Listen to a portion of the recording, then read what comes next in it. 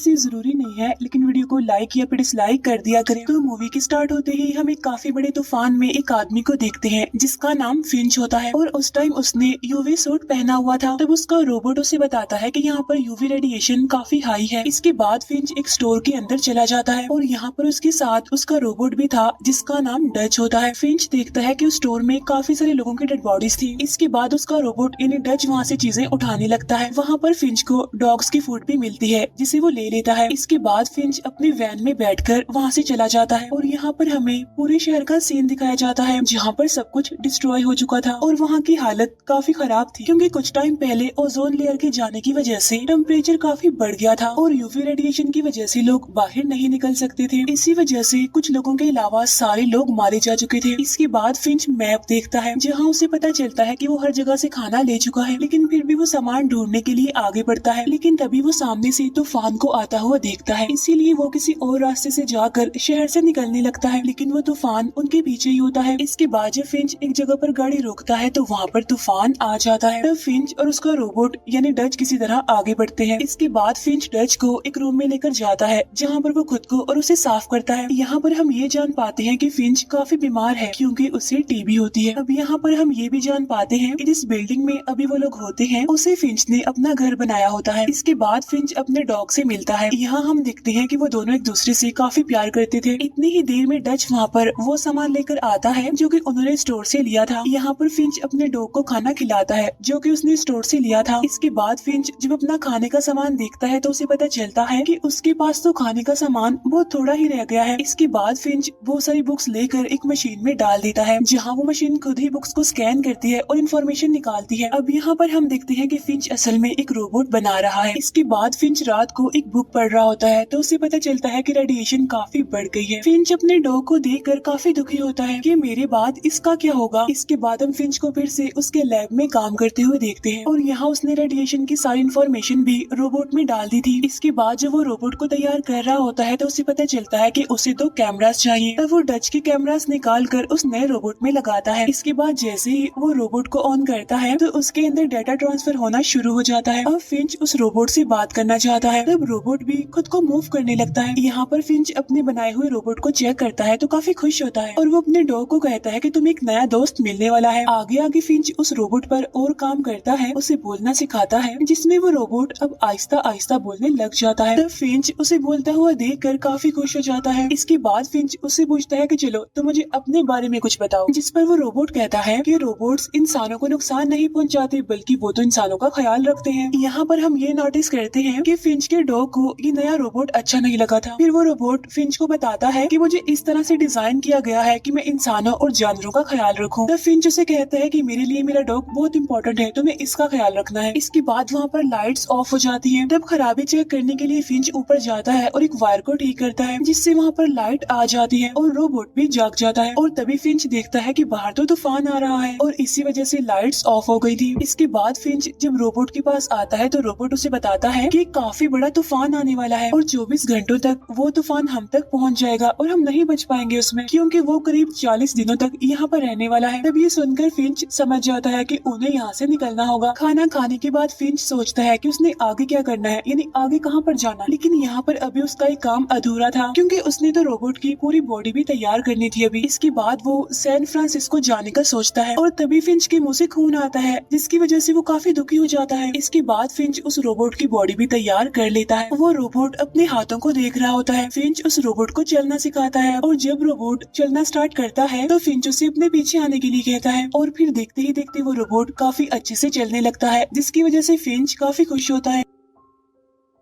लेकिन जब फिंच का डॉग भौंकता है तो वो रोबोट नीचे गिर जाता है। इसके बाद फिंच उस जगह को छोड़ने के लिए सामान पैक करने लगता है और ऊपर वो रोबोट चलने की और भागने की प्रैक्टिस कर रहा होता है। फिंच सारा सामान पैक करने के बाद डच को अपने साथ आने के लिए कहता है, लेकिन डच में तो कैमरास ही नहीं होते इसीलिए वो देख ही नहीं सकता था, इसीलिए वो चीजों में टकरा रहा था। इसके बाद फिंच एक सीसीटीवी कैमरा से कैमरा निकालता है और उसे डच में लगाता है। इसके बाद वो लोग बस के जरिए वहाँ से निकलने वाले होते हैं और यहाँ पर वो नया रोबोट सारी चीजें सीख रहा होता है। यहाँ पर हम ये जान पाते हैं कि असल में उनकी बस यूवी रेडिएशन से बिल्कुल सेफ होती है। इसके बाद वो लोग वहाँ से निकलकर सैन फ्रांसिस्को के लिए जाने लगते हैं, जहाँ पर सब कुछ डिस्ट्रॉय हो चुका था। इसके बाद वो लोग आगे बढ़ते हैं। अब नए रोबोट को सब कुछ पता होता है, इसीलिए वो उन्हें रास्ता बता रहा होता है। इसके बाद वो लोग एक शहर में रुकते हैं और यहाँ पर नया रोबोट फिंच का पोस्ट कार्ड देखता है और वो फिंच को कहता है कि मुझे तुम्हारा पोस्ट कार्ड काफी पसंद आया है। तब फिंच बताता है कि पहले लोग बात करने के लिए पोस्ट कार्ड यूज करते थे। तो वो रोबोट पूछता है कि ये कार्ड तुम्हें किसने भेजा था, जिस पर फिंच कहता है कि ये मुझे मेरे अंकल ने भेजा था। इसके बाद फिंच उस रोबोट को अपने साथ आने के लिए कहता है और तब वो दोनों बाहर जाते हैं और फिर वो रोबोट को उसके सारे रूल्स बताता है, जहाँ उसने डॉग के लिए खाना ढूंढना था और उसे खिलाना भी था। इसके बाद उन लोगों को एक सिनेमा हॉल दिखता है। तब फिंच उस रोबोट को सिनेमा हॉल का डोर खोलने के लिए कहता है। तब रोबोट काफी इजीली वो दरवाजा खोल लेता है। अंदर जाकर फिंच उसे खाना ढूंढने के लिए कहता है। यहाँ पर वो रोबोट फर्स्ट टाइम खुद को देखता है। फिंच को वहाँ से थोड़ा बहुत खाना मिल जाता है, इसीलिए वो दोनों बाहर आ जाते हैं। वहाँ वो एक लोहे की चीज पर कुछ पॉपकॉर्न डालता है। हाई टेम्परेचर होने की वजह से वो पॉपकॉर्न तैयार हो जाते हैं, जिसकी वजह से वो दोनों काफी खुश होते हैं। इसके बाद उन्हें वहाँ पर तूफान आता हुआ दिखाई देता है, इसीलिए वो लोग वहाँ से निकल जाते हैं। लेकिन वो तूफान इन लोगों की तरफ ही आ रहा था। यहाँ पर फिंच समझ जाता है कि वो इस तूफान से नहीं निकल पाएंगे, इसीलिए वो अपना यूवी सूट पहनकर बाहर आता है। बस को मजबूत करने के लिए वो वहाँ पर कीले लगाने लगता है और वो रोबोट को भी ऐसा करने के लिए कहता है। यहाँ पर 3 कीले तो फिंच लगाता है और 1 कीला रोबोट लगाता है। इसके बाद फिंच जल्दी से बस में चला जाता है और अब वहाँ पर तूफान आ रहा होता है। इसके बाद रोबोट भी बस के अंदर आ जाता है। तूफान आने पर वो बस की चीजों को पकड़ लेते हैं। उनकी बस अब तूफान की लपेट में आ जाती है, इसीलिए वो हवा में उड़ने लगती है और इसी वजह से 3 कीले निकल जाते हैं, लेकिन अभी भी वहीं पर गड़ा हुआ था। फिर वहाँ से तूफान जाने के बाद बस अपनी जगह पर आ जाती है। वो लोग बिल्कुल सही सलामत होते हैं, उन्हें कोई भी चोट नहीं आती। इसके बाद फिंच और वो रोबोट बाहर आते हैं। तब फिंच देखता है कि सारे कीले निकल चुके थे, लेकिन जो कीला उस रोबोट ने लगाया है वो नहीं निकला, इसीलिए वो उस रोबोट की तारीफ करता है। अब यहाँ पर एक टायर टूट गया होता है और जब रोबोट उस टायर को लाता है तो उन्हें पता चलता है कि टायर लगाने के लिए उनके पास जैक तो है ही नहीं। फिंच की बात उस रोबोट को बताता है कि बगैर जैक के हम टायर को फिक्स नहीं कर सकते। यहाँ पर हम देखते हैं कि वो रोबोट उस पूरी बस को उठा लेता है और फिर वो फिंच को टायर लगाने के लिए कहता है। तब यहाँ पर फिंच इजीली टायर को लगा लेता है। यहाँ पर फिंच फिर से रोबोट की तारीफ करते हुए उसे कहता है कि तुम एक अच्छे जैक बन सकते। यहाँ पर फिंच उस रोबोट को कहता है कि तुम अपना नाम जैक ही रख लो। तो वो रोबोट कहता है कि नहीं, मुझे अपना नाम विलियम शेक्सपियर रखना है। तो फिंच कहता है ओ नो, ये नाम तो काफी बड़ा है। इसके बाद वो दोनों मिलकर उस रोबोट का नाम जेफ कंफर्म कर लेते हैं। नेक्स्ट डे फिंच बस के ऊपर सोलर सिस्टम सेट करके अंदर जाकर सो जाता है, लेकिन तभी वो नया रोबोट यानी जेफ और उसका डॉग भौंकने लगता है, इसीलिए फिंच की आंख खुल जाती है। तब नया रोबोट यानी जेफ उसे बताता है कि मैं डॉग्स की लैंग्वेज सीख रहा था। वो कहता है कि मुझे ये लगता है कि आपका डॉग मुझे पसंद नहीं करता। तब फिंच कहता है कि तुम दोनों को एडजस्ट होने में, तुम्हारी दोस्ती होने में थोड़ा टाइम लगेगा। इसके बाद वो लोग वहाँ से निकल जाते हैं। इस बार जेफ फिंच के साथ आगे बैठता है। इसके बाद वो लोग गोल्डन ब्रिज के लिए जाने लगते हैं। यहाँ पर जेफ फिंच से पूछता है कि ये ट्रस्ट क्या होता है। तब फिंच उसे समझा नहीं पाता। तब फिंच उसे अपनी ही कहानी सुनाता है। वो कहता है कि काफी सालों पहले कुछ लोगों के साथ में काम करता था, लेकिन वो सारे लोग कम अकल थे और हम लोग असल में एक प्रोजेक्ट पर काम कर रहे थे और वहाँ फिंच के अलावा सबको यही लग रहा था कि सॉफ्टवेयर का इशू सॉल्व होने वाला नहीं है, लेकिन फिर फिंच ने उस सॉफ्टवेयर इशू को सॉल्व कर दिया। इस वजह से उसके बॉस ने उसे काफी अप्रिशिएट किया, उसकी तारीफ की। फिंच यहाँ पर कहता है कि बेशक वो काम मैंने अकेले ने किया था, लेकिन मैंने अपने बॉस को बताया कि ये काम हम सब ने मिलकर किया है, न कि मैंने अकेले ने, और इस तरह से मैंने सबका ट्रस्ट यानी सबका भरोसा जीत लिया। और यही मतलब होता है ट्रस्ट का, और ऐसे ही लोगों पर अपना ट्रस्ट बनाया जाता है। लेकिन ये चीज भी जेफ को समझ नहीं आती। फिंच कहता है कि ठीक है, मैं तुम्हें अब सोच कर बताऊंगा।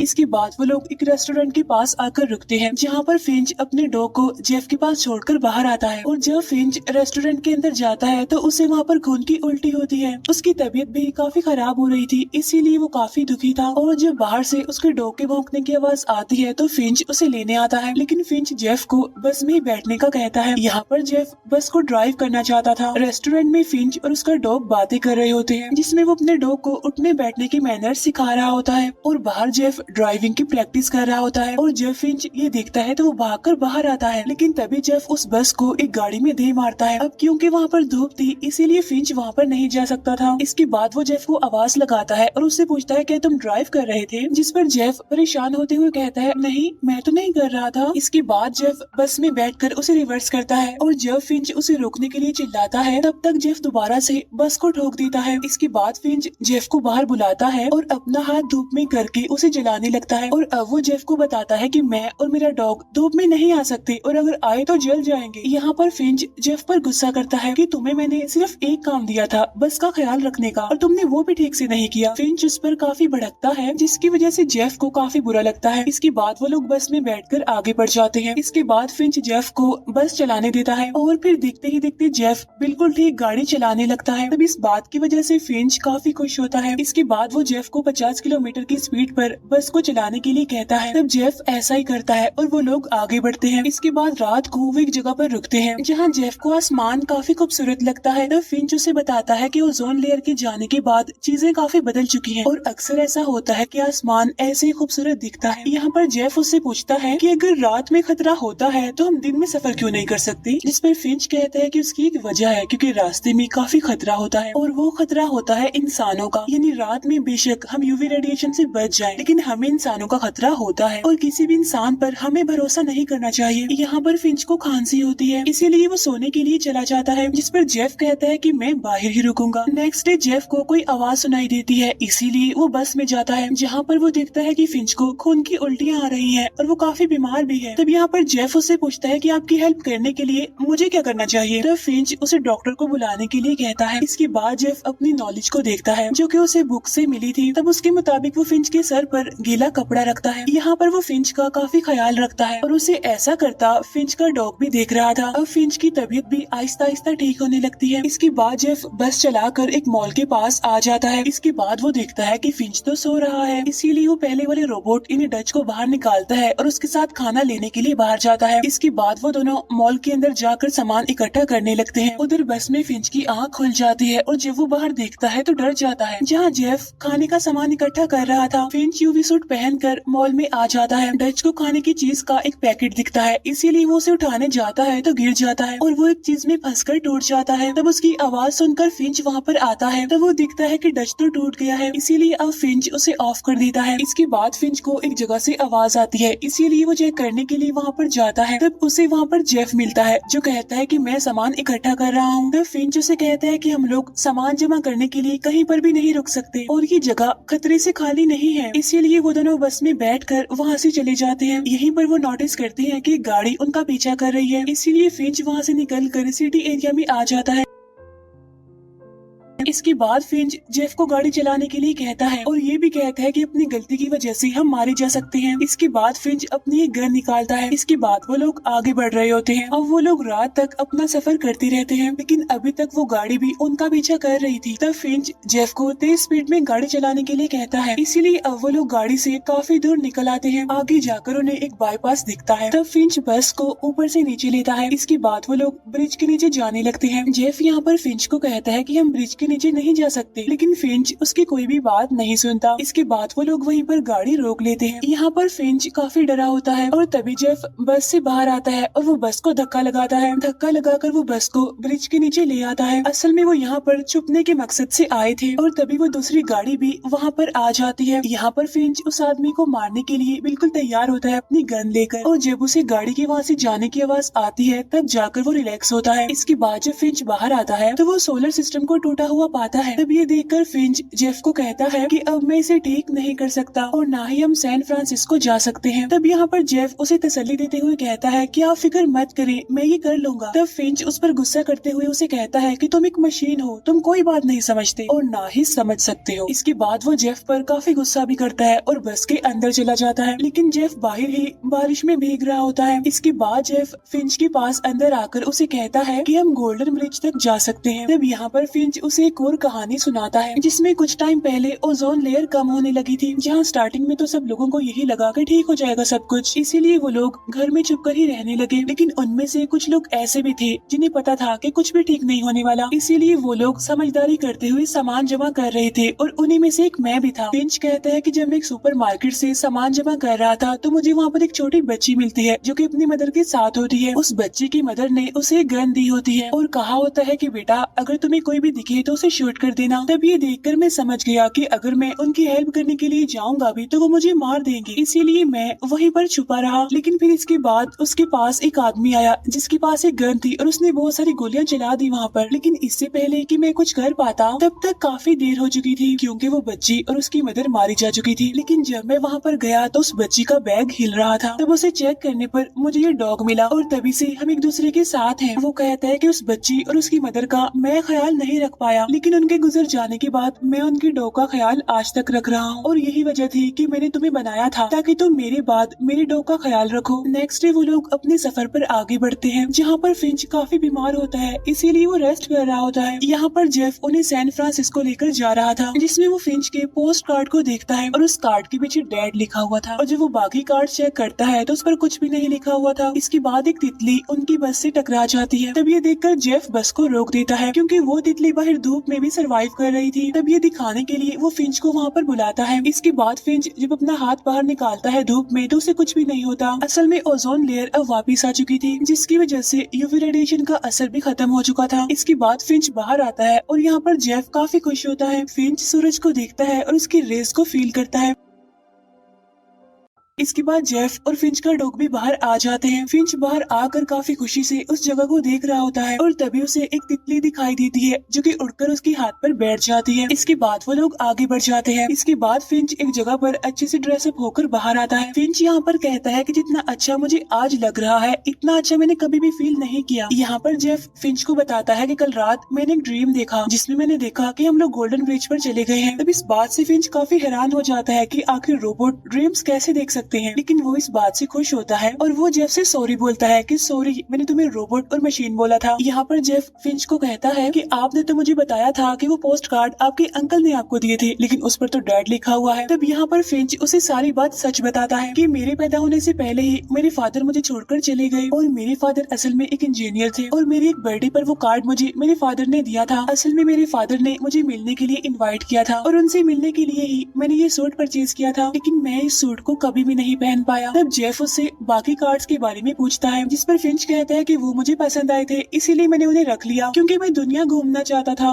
लेकिन अपने सिटी के अलावा मैं कभी भी कहीं पर नहीं गया। यहाँ पर फिंच ये भी कहता है कि गोल्डन ब्रिज पर खड़े होकर अच्छा फील करना ह्यूमंस का एक अच्छा एक्सपीरियंस है। तब जेफ उसे कहता है कि हम भी वहाँ पर जरूर जाएंगे, जिस पर फिंच कहता है कि नहीं मैं नहीं जा सकता क्योंकि मैं मरने वाला हूँ। तब ये सुनकर जेफ काफी दुखी होता है। फिंच जेफ को कहता है कि तुम मुझसे प्रॉमिस करो कि मेरे मरने के बाद मेरे डॉग का ख्याल रखोगे, जिस पर जेफ कहते हैं हाँ प्रॉमिस, मैं इसका बहुत ख्याल रखूंगा। इसके बाद फिंच जेफ को उसके डॉग के साथ खेलने के लिए कहता है, लेकिन वो डॉग जेफ के साथ नहीं बल्कि फिंच के साथ ही खेल रहा था। वो बार बार बॉल ला कर फिंच को ही दे रहा था। तब ये देखकर जेफ समझ जाता है कि वो डॉग उसे पसंद नहीं करता। तब फिंच कहता है कि बेफिक्र रहो, आहिस्ता आहिस्ता वो तुम्हारे साथ एडजस्ट हो जाएगा। इसके बाद फिंच को एक बार फिर से खून की उल्टी आती है। तब जेफ उसे बस की तरफ ले जाने लगता है। यहाँ पर फिंच और जेफ एक दूसरे को गले मिलते हैं। इसके बाद फिंच जब बस में जा रहा होता है तो उसका डॉग भी उसके साथ ही चला जाता है। अंदर जाकर वो दोनों खेलने लगते हैं, जिसकी वजह से जेफ काफी अकेला फील करता है और काफी दुखी होता है। इसके बाद फिंच बस के अंदर सो जाता है और बाहर जेफ सारा सामान इकट्ठा करने में बिजी होता है। रात को फिंच का डॉग रोने लगता है। तब ये देखकर जेफ समझ जाता है कि फिंच मर चुका है। इसके बाद जेफ फिंच की डेड बॉडी और उसके यूवी रेडिएशन सूट को भी जला देता है। अब यहाँ फिंच के मरने की वजह से जेफ और उसका डॉग काफी दुखी होते हैं। नेक्स्ट डे जेफ सोचता है कि उसे क्या करना चाहिए। तब उसे याद आता है कि मैंने भी वही करना है जो फिंच करता था, यानी वो डॉग के लिए खाना निकालता है और उसे खाना खिलाता है। इसके बाद वो डॉग जेफ के साथ खेलने लगता है। इस वजह से जेफ काफी खुश होता है। इसका मतलब ये था कि वो डॉग जेफ के साथ रहना सीख गया है। नेक्स्ट डे वो दोनों सैन फ्रांसिस्को के लिए जाने लगते हैं, जहाँ पर उन्होंने गोल्डन ब्रिज जाना होता है। फिर वो दोनों एक दूसरे के साथ खुश होते हुए अपने सफर पर आगे बढ़ जाते हैं और काफी लंबा सफर करने के बाद वो गोल्डन ब्रिज तक पहुँच जाते हैं। और तब जेफ फिंच के कहने के मुताबिक ब्रिज के ऊपर जाकर ह्यूमन एक्सपीरियंस की तरह फील करता है। वहीं पर जेफ को एक पेपर नोट मिलता है जिस पर एक लड़की ने लिखा होता है कि वो सर्वाइवर है और वो एक जगह पर छुपी हुई है। तब यहाँ पर जेफ उस लड़की की हेल्प करने का डिसाइड करता है। इसके बाद वो फिंच की पोस्ट कार्ड पर अपनी ड्राइंग बनाकर वहाँ लगा देता है।